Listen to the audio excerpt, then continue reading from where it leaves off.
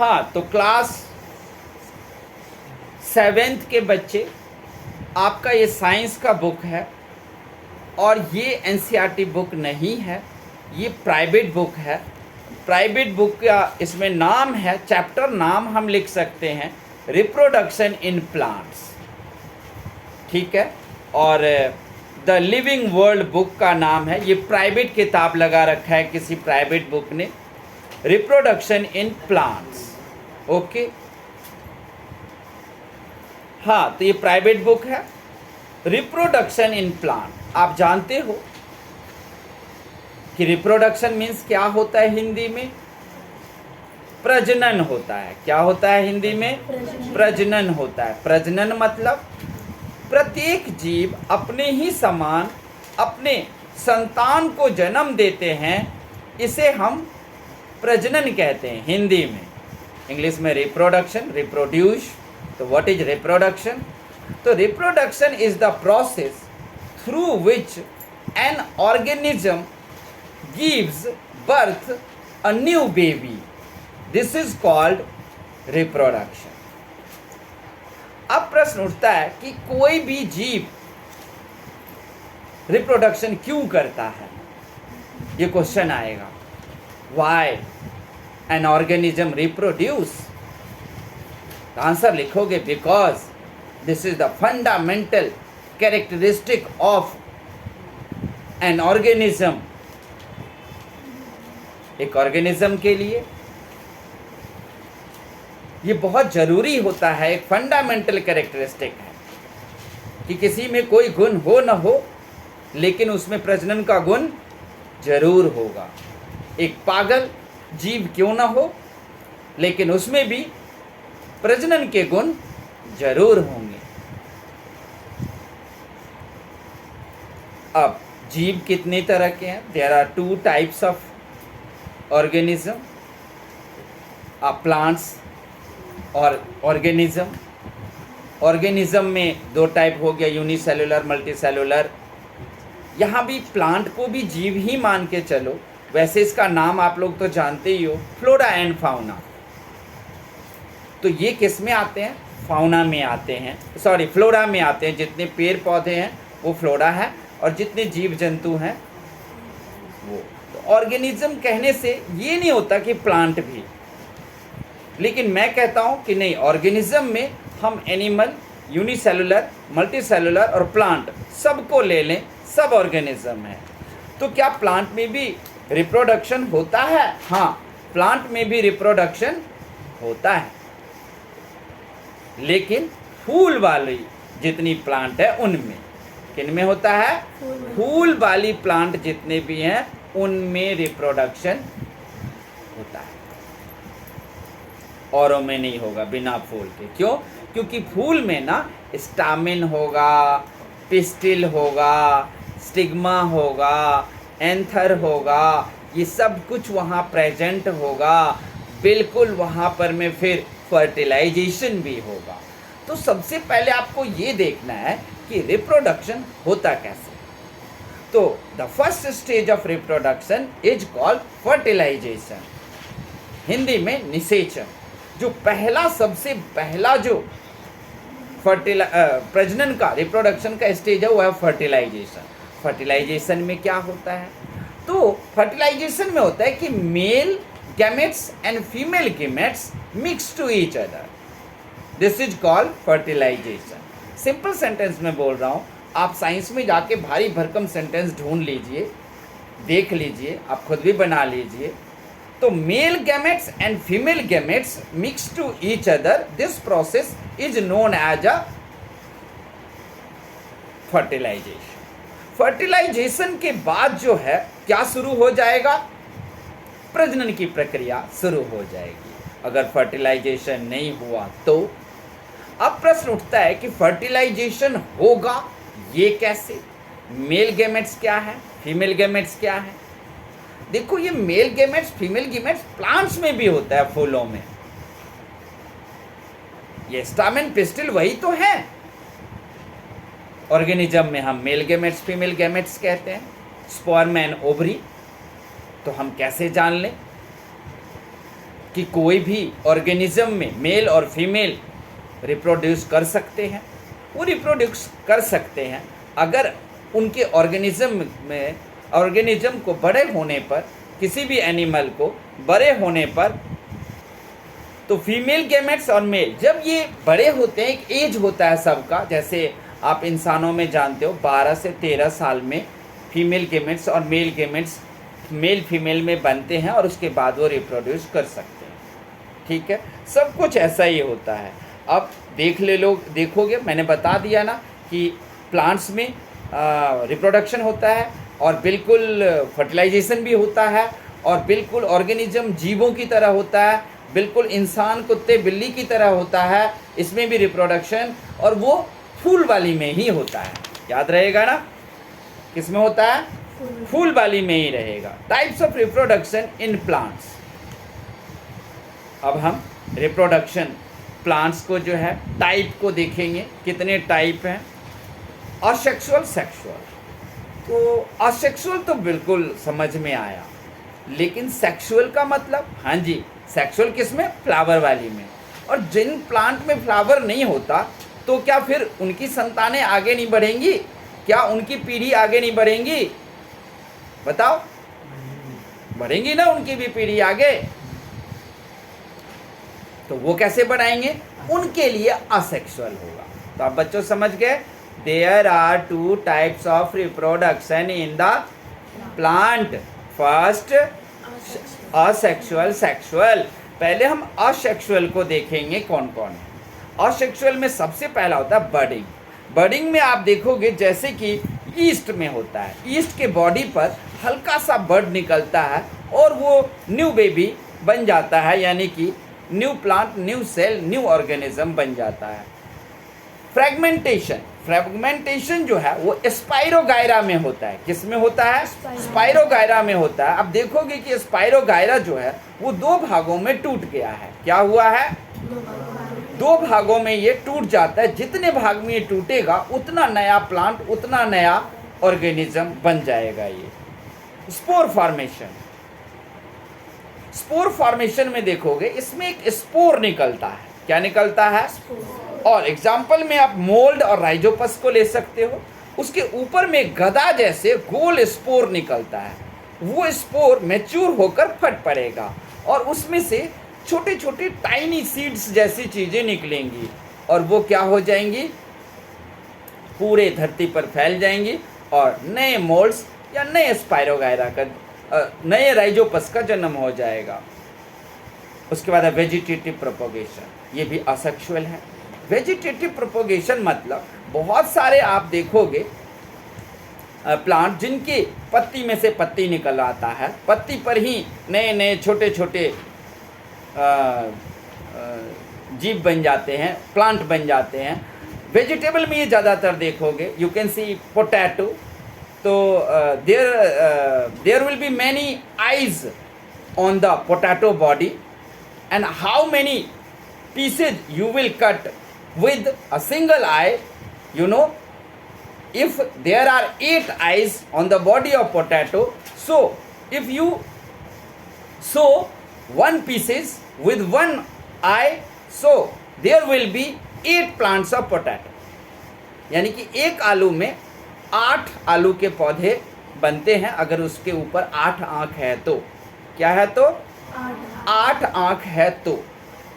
याद रहेगा। अब बारी है आपको, आप उसको ले लो, आलू को ही ऐसे ही। आप अदरक को ही ले लो, जितनी बार जहाँ तोड़ोगे गाड़ दो। अदरक में से ही अदरक नहीं देखते हो बीच बीच में से निकलता है, तो नए प्लांट्स ही तो निकल रहे हैं, उसे ही बोलते हैं वेजिटेटिव प्रोपोगेशन। डेफिनेशन ढूंढना है, व्हाट इज वेजिटेटिव प्रोपोगेशन? तो आप क्या बोलोगे? Vegetative propagation is the process of reproduction through which new baby plant comes with the part of plants or with the parts of stems and leaves with the tiny plants, tiny shoots. These are called vegetative propagation. इससे भी अच्छा ढूंढ सकते हो, आपके book में होगा, मेरे से भी बढ़िया ढूंढ सकते हो आप। इसके बाद तो समझ गए वेजिटेटिव प्रोपोगेशन। आप नागफनी को तो देखे ही होंगे, कैक्टस को। इसमें देख रहे हो प्लांट पे क्या उतरा, यहाँ से कट करके आप क्या करोगे, ज़मीन में गाड़ दोगे तो न्यू कैक्टस बन जाएगा। ऐसे प्लांट को कट कर लेते हैं। उसके बाद होगा वेजिटेटिव प्रोपोगेशन फ्रॉम रूट्स। अब रूट्स के वेजिटेटिव प्रोपोगेशन को देखेंगे। बहुत सारे रूट्स से भी होता है, जैसे जिंजर से, और ये आपको क्या है, स्वीट पोटैटो है। इनके रूट्स को भी अगर काट कर लगाओगे तो ये क्या बन जाएंगे।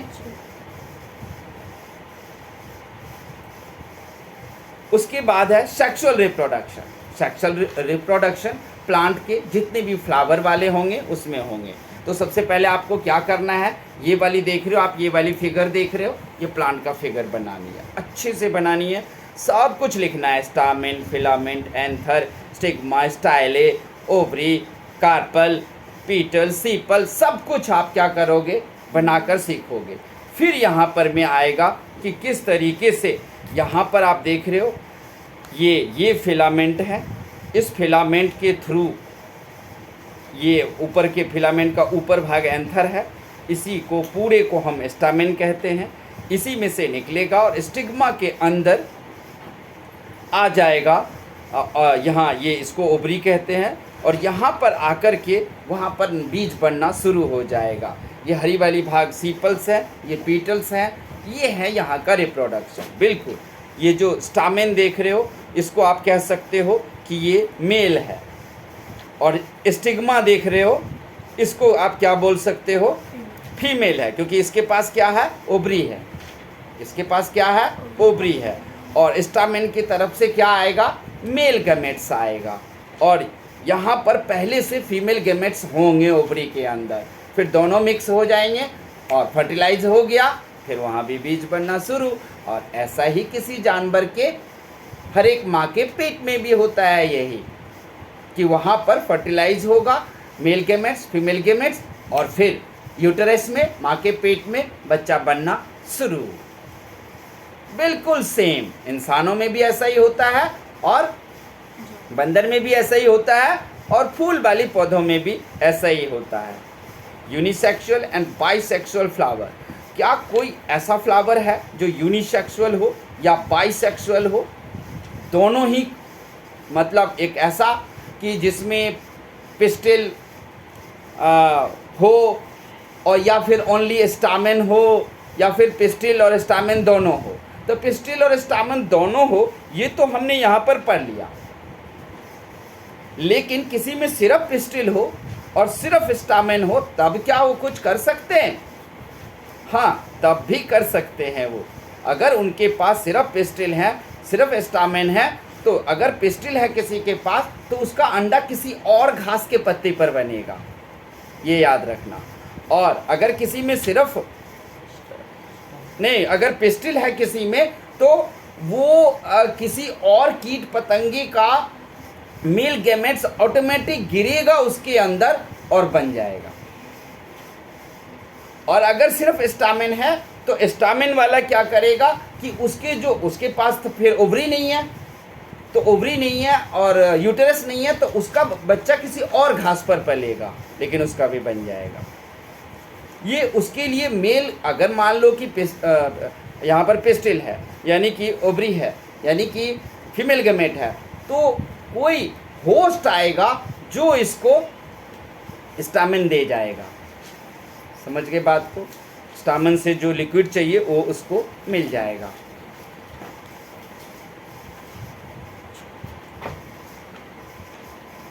आप बाइसेक्सुअल और यूनिसेक्सुअल दोनों के ही आप क्या कर लोगे, लर्न कर लोगे। इसके एग्जाम्पल याद रखना।